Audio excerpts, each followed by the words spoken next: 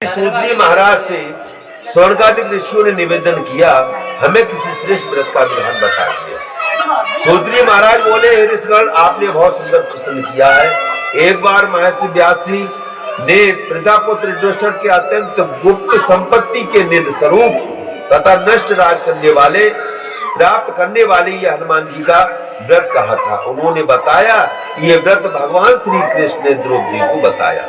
अब यहाँ बहुत से लोग कहते हैं औरतों को नहीं रखना चाहिए और औरतों के लिए निषेध है व्रत। तो सबसे पहले इस व्रत के लिए द्रौपदी ने रखा था। भगवान श्री कृष्ण ने द्रौपदी को हनुमान जी की व्रत करने को कहा और हनुमान जी का व्रत आरंभ किया।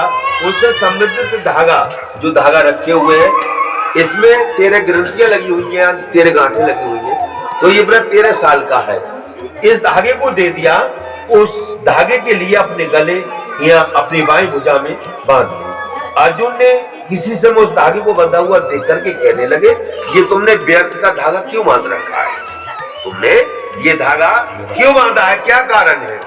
तो द्रौपदी ने मधुर शब्दों में कहा, हे कृष्ण, भगवान के आदेश के अनुसार मैं हनुमान जी बाबा का व्रत करती हूँ।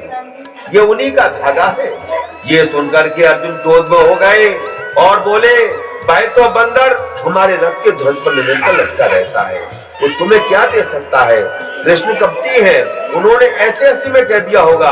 तुम ऐसा करो, इस धागे के लिए उतार करके फंद दो। अर्जुन ने द्रौपदी को भड़का दिया, इस धागे को उतार के फंद दो। जब हम रथ में बैठते हैं तो कृष्ण भगवान रथ को चलाते हैं और जो बंदर है, इनकी बात कर रही हूँ व्रत रखने की, वो हमारे रथ के ध्वज पर निरंतर लटका रहता है। तो बताओ तुम्हें क्या दे सकता है? कृष्ण भगवान तो छलबलिया है, ऐसे हंसी में कह दिया होगा। तो मेरी बात मानो, इस धागे को उतार करके फंद दो। अब पत्नी पति की बात नहीं माने तो पति दिक्कत, उन्हें अर्जुन की बात माननी पड़ी। उनने अपने दिमाग से धागे का ठंका नहीं खोल करके वो गहन में सुरक्षित अच्छी जगह रख दिया। खाली गले से अपने शरीर से उस धागे को उतारा। उसके बदले में द्रौपदी को 13 वर्ष का वनवास हुआ, क्योंकि इस धागे में 13 गांठें हैं। इसको आदमी हंसी खेल में नहीं ले, ये हर मोड़ पर, सोबर में भी, मौत में भी ये धागा कट नहीं होता, सारे धागे कट हो जाते हैं। हनुमान जी की कृपा हमेशा बरसती रहती है। सच्चे दिल से करो, उस धागे में बहुत बड़ी पावर है, ना समझ तो कोई पावर नहीं है। ये विश्वास के ऊपर बात।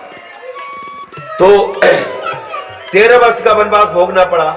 जब व्यास जी ये चर्चा कर रहे थे, द्रौपदी वहां पर बैठी हुई थी, मौजूद थी। उन्होंने स्वीकार किया, भगवान श्री देव व्यास जी का कथन बिल्कुल सत्य है। व्यास जी पुनः बोले, हे युधिष्ठिर, अब तुम इस व्रत कथा को सुनना चाहते हो, ध्यान पूर्वक सुनो। जब सीता मैया की खोज करते हुए भगवान श्री राम अपने भाई लक्ष्मण सहित ऋषिमुल पहाड़ पर पहुंचे, उन्होंने वहां पर वानर राज सुग्रीव के साथ हनुमान जी को देखा। यहाँ पर हनुमान जी से प्रभु श्री राम की दूसरी मुलाकात हुई। पहली मुलाकात स्वयं अयोध्या में हुई। जब अयोध्या में हुई, शंकर भगवान जब हनुमान जी को लेके गए थे बंदारी का रूप बना करके, राम लक्ष्मण ने अपने साथ खेलने के लिए, अपना सगा बनाने के लिए, अपना मित्र बनाने के लिए उनसे ले लिया। और जब तक रहे तब तक रहे। और जब विश्वामित्र जी अपने यज्ञ की रक्षा के लिए राम लक्ष्मण को महाराजा दशरथ से मांग के लाए, तो उन्हें भी छोड़ना हो गया।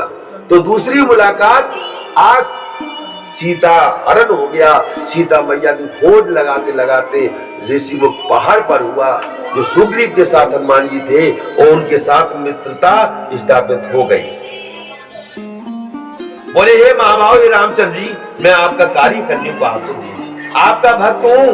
पहले इंद्र ने मेरे हनु पर वज्र का प्रहार किया। पहले बाली ने दिखाई, इनका नाम था बालाजी महाराज। अब इनका हनुमान नाम कैसे पड़ा?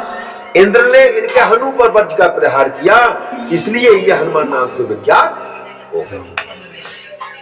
उस समय मेरे पिता वायु क्रोध में कहकर कि यंत्र ध्यान हो गई, जिस किसी ने मेरे बेटे को मारा है मैं उसे नष्ट कर दूंगा। तस्कर ब्रह्मादि देवता प्रकट होकर के कहने लगे, अंजनी पुत्र, तुम्हारे लिए वज्र का प्रहार व्यर्थ नहीं है।